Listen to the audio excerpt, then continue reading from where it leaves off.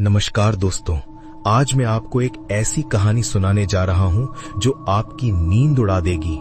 ये कहानी मैंने अपने एक दोस्त से सुनी थी जिसने दावा किया था कि ये उसके साथ वास्तव में घटित हुई थी। तो आइए शुरू करते हैं। पिछली साल की बात है। मेरा दोस्त रोहित एक पुराने हवेली में रहने गया था।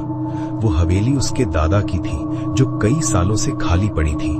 रोहित को लिखना पसंद था और वो अपना नया उपन्यास लिखने के लिए एकांत की तलाश में था।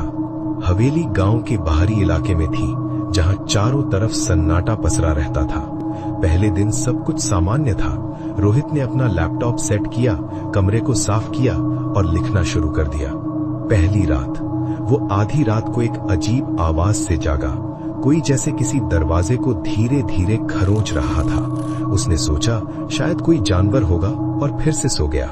लेकिन अगली रात वही आवाज फिर आई, इस बार थोड़ी तेज, थोड़ी और स्पष्ट। तीसरी रात रोहित ने महसूस किया कि ये आवाज किसी जानवर की नहीं थी। ये एक तरह का फुसफुसाहट था, जैसे कोई उसका नाम ले रहा हो। रोहित, रोहित। वो डर गया, लेकिन उसने सोचा कि शायद ये उसके दिमाग का वहम है या फिर हवा की आवाज। चौथी रात रोहित अपने कमरे में सो रहा था, तभी उसे महसूस हुआ जैसे कोई उसके बिस्तर के पास खड़ा है। उसने आंखें खोली। कमरा अंधेरे से भरा था, लेकिन कोने में कुछ हिलता हुआ दिखाई दिया। एक आकृति जो धीरे धीरे उसके बिस्तर की ओर बढ़ रही थी। रोहित की सांसें तेज हो गईं।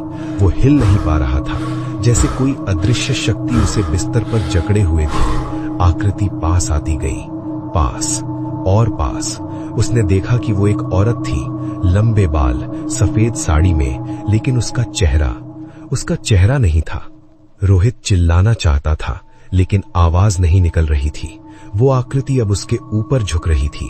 उसके लंबे बिखरे हुए बाल रोहित के चेहरे को छू रहे थे। तभी रोहित ने देखा उस औरत की आंखों के स्थान पर केवल अंधेरे गड्ढे थे और उसके मुंह से काला द्रव टपक रहा था।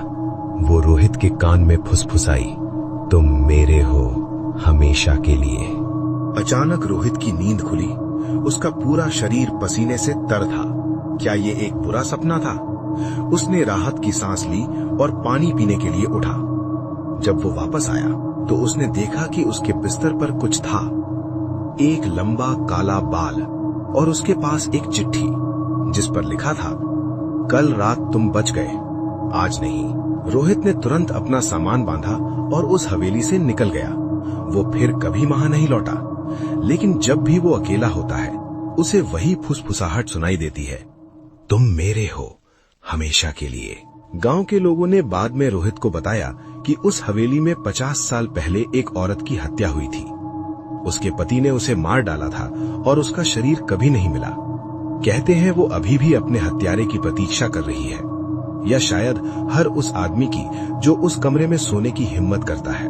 तो दोस्तों, अगली बार जब आप किसी पुरानी खाली इमारत में रात बिताने का सोचें तो याद रखें, कुछ चीजें खाली नहीं होती और कुछ आवाजें सिर्फ आपको ही सुनाई देती है।